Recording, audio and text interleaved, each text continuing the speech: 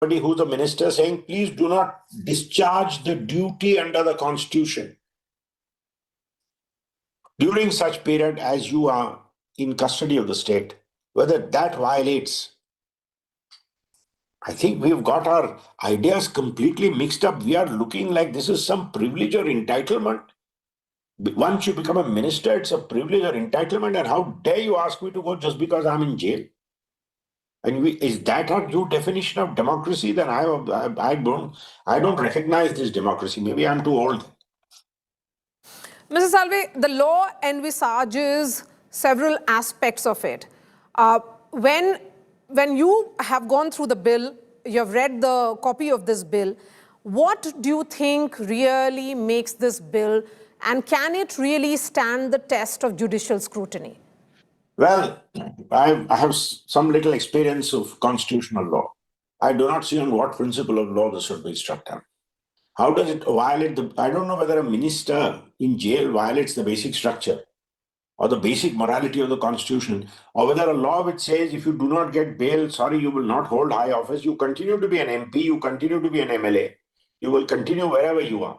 But for that period during which you are in custody, you will not hold high office. I don't know which of the two is more compatible with democracy. But sir, look at the sheer number of arrests on the other side of the fence while Treasury benches remains untouched. The fear of misuse of agencies then seems to be genuine. Now, what are the courts doing? Who is in today, one of the primary functions of a court is to be a check and safeguard against abuse of power. One wrong person is jail. One wrong person in jail is one blot on the Supreme Court of India and the High Courts of India.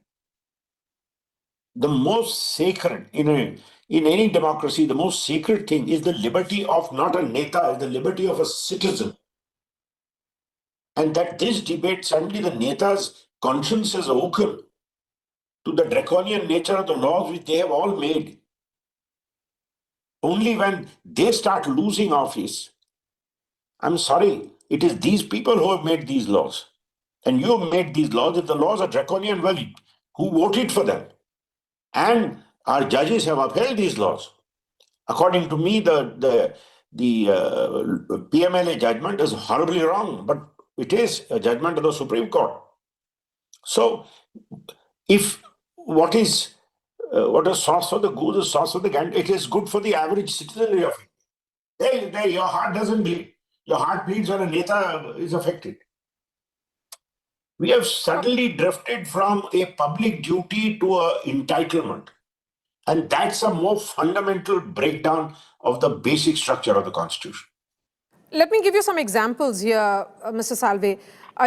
Sitting ministers, chief ministers who have been arrested. Chief ministers like Jayalalitha, Shibu Soren, A. Raja, Jagannath Mishra were eventually acquitted by the top court. How fair is it then to remove a sitting minister even before, even before the final order? Let's go one by one. Jayalalitha, I think, was ultimately convicted, if I remember correctly. In any case, Shashikala was convicted for connected offences. I think Jayalalitha died in office or something.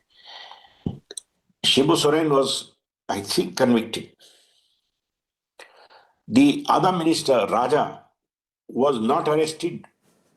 Raja's case is a new genre of cases which we are now seeing, where the Supreme Court takes it upon itself to constitute an SIT, BIT, CIT, or God knows what, and pursue as a magistrate criminal charges just because of some notion of breakdown of democracy because of some arbitrariness and crony capitalism. Ultimately, what happened? I have appeared in two of these cases, Mare.